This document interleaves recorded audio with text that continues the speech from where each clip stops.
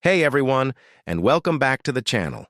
Today, I want to get real with you about something I struggled with for what felt like an eternity: sleep, or, more accurately, a lack of it. For months, I was a walking zombie. I'd drag myself out of bed feeling like I hadn't slept a wink, chug coffee all day just to function, and then lie awake at night, my mind racing, just staring at the ceiling. Sound familiar? I tried everything. I'm talking blackout curtains, white noise machines, no screens before bed, meditation apps, you name it. I probably bought it at 2 a.m. during one of my sleepless nights. I'd read all the articles and listened to all the podcasts about sleep hygiene. I was doing all the right things, but nothing was working. I felt so frustrated and hopeless. My work was suffering, my mood was constantly low, and honestly, I just wasn't enjoying life. It's amazing how a lack of good sleep can poison every single part of your day. I would toss and turn, feeling exhausted but wired at the same time. My mind would latch onto the tiniest worry and blow it completely out of proportion. I'd count sheep until I was pretty sure I'd counted every sheep on the planet. Twice. Then came the anxiety about not sleeping, which of course is the perfect recipe for, well, not sleeping. It was a vicious cycle, and I was stuck right in the middle of it. I remember thinking, is this just my life now? Am I ever going to feel rested again? The turning point came from a place I honestly wasn't expecting: my kitchen. I'd always considered my diet to be pretty healthy. You know, lots of salads, lean protein, the usual stuff. But I had a secret habit, a little ritual I thought was harmless.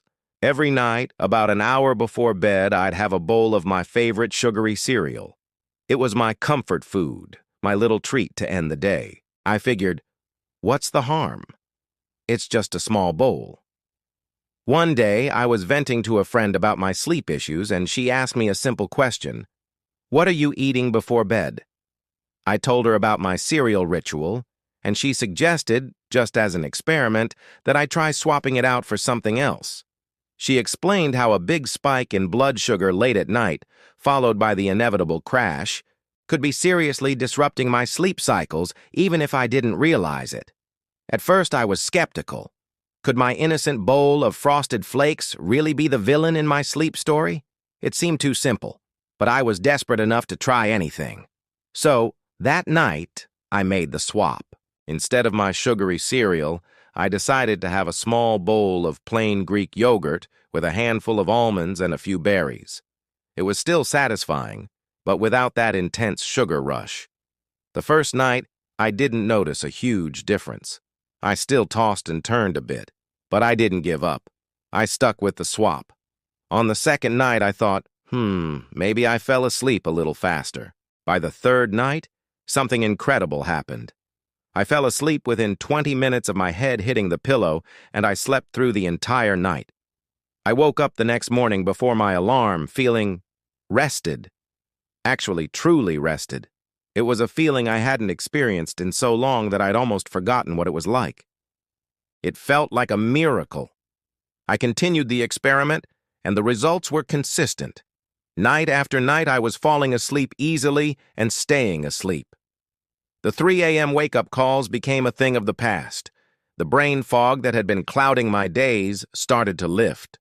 I had more energy, my mood improved, and I felt like myself again.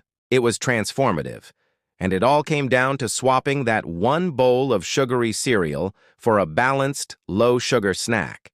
Now, I want to be clear. I'm not a doctor or a nutritionist. This is just my personal story, my N of 1 experiment. What worked for me might not be the exact same solution for you. The key takeaway here isn't that cereal is evil or that Greek yogurt is magic. The point is how profoundly what we eat, especially in the hours before bed, can impact our sleep quality. That hidden sugar in my healthy routine was causing a roller coaster for my blood glucose levels right when my body was supposed to be winding down.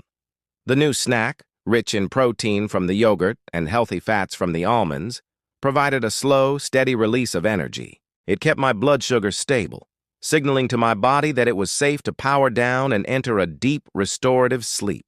So if you're struggling like I was, If you're doing all the sleep hygiene things right and still can't get a good night's rest, I gently encourage you to take a look at your plate.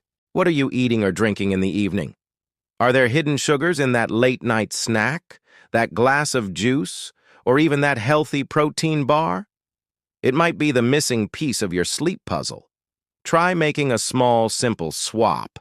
Maybe it's switching from a sugary dessert to a piece of fruit, or having a handful of walnuts, or a cup of chamomile tea instead of that extra cookie. Pay attention to how you feel. Keep a little journal. It might not happen overnight, but you could be just one small change away from unlocking the best sleep of your life. It certainly was for me. Thank you so much for listening to my story today. I really hope it helps someone out there who's feeling as tired and frustrated as I was. If you've had a similar experience or have any sleep tips that have worked for you, please share them in the comments below. I'd love to read them.